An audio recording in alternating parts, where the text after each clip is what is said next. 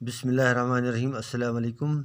Class 8th Subject English. And today our topic is a short story Achilles. You too से लिया हमने. Let us begin now. Achilles was a handsome Greek hero. According to Greek mythology, when Achilles was born, his mother held him by his heel and dipped him in the river Styx so that he could live forever.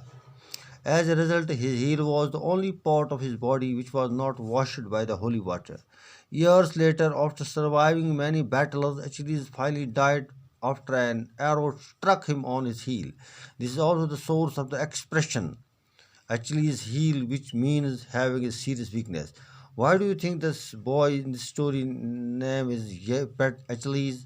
What characteristics did you think the tortoise has, which earns him his name? Let's read the story to find out.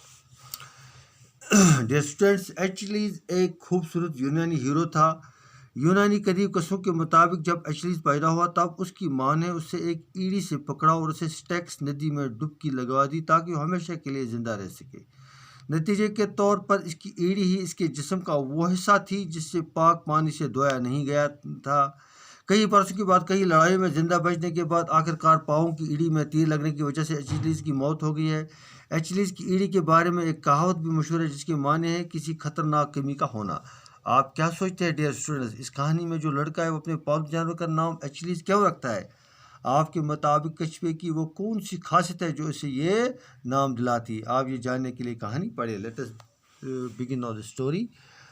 Perhaps one of the most weird and fascinating characters I met during my travels with a rose beetle man. He had a fairy tale air about him that was impossible to resist.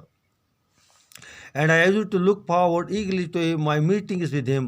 I first saw him on a lonely road leading to one of the remote mountain villages. I could hear him long before I could see him, for he was playing a rippling tune on a shepherd's pipe, breaking off now and then to sing a few words in a curious nasal voice.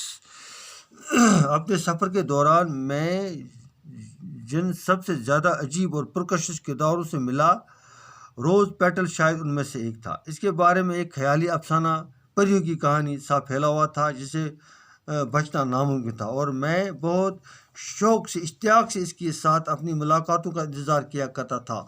सबसे पहली बार मैंने उससे ऐसी सुनसान सड़क पर देखा जो दूर दराज पहाड़ी गाँव में से एक गाँव को जाती थी. इससे बहुत पहले कि मैं उसे देख सकता, मैं उसकी आवाज़ सुन पा रहा था क्योंकि वो किसी चरवाहे की बांसुरी पर लहराता हुई धुन बजा रहा था. कभी कभी अचानक रुकते हुए नाक की अजीब सी आवाज़ में कुछ लफ्ज़ गुनगुनाने के लिए. He had a fox-like face with large eyes. His dress was fantastic. On his head was a hat with a wide floppy brim. His shirt was worn. Round his neck dangled a cravat of startling blue satin. उसका चेहरा एक लोमड़े के चेहरे जैसा था, बड़ी बड़ी आंखों वाला. उसकी पोशाक बहुत दिलकश थी. उसके सर पर चौड़े झालरदार किनारे वाली एक टोपी थी. उसकी कमीज फटी हुई थी. उसकी गर्दन के गिरज चमचमाता नीले रंग का साटन एक गुलाबन झूल रहा था. The pocket of this coat bulged, the content almost spilling out. His patched trousers dropped over a pair of leather shoes with upturned toes. This extraordinary character carried on his back bamboo cages full of pigeons and young chickens and several mysterious sacks. With one hand he held his pipe to his mouth, in the other hand were held a number of lengths of cotton, to each of which was tied an almond-sized rose beetle, glittering golden green in the sun, all of them flying round his head, trying to escape from the thread tied firmly around their waists. Occasionally, tired of circling round and round without success, one of the beetles would settle for a moment on his head before launching itself off once more on its endless merry-go-round. उसके coat की एक जेबें फूली हुई थी और उनमें बड़ी चीज़ें लगभग झलकने वाली थी. पेवन लगी उसके पतलून ऊपर की तरफ मुड़े हुए अंगूठे वाले चमड़े की जूतों की जोड़ी पर लटक रही थी.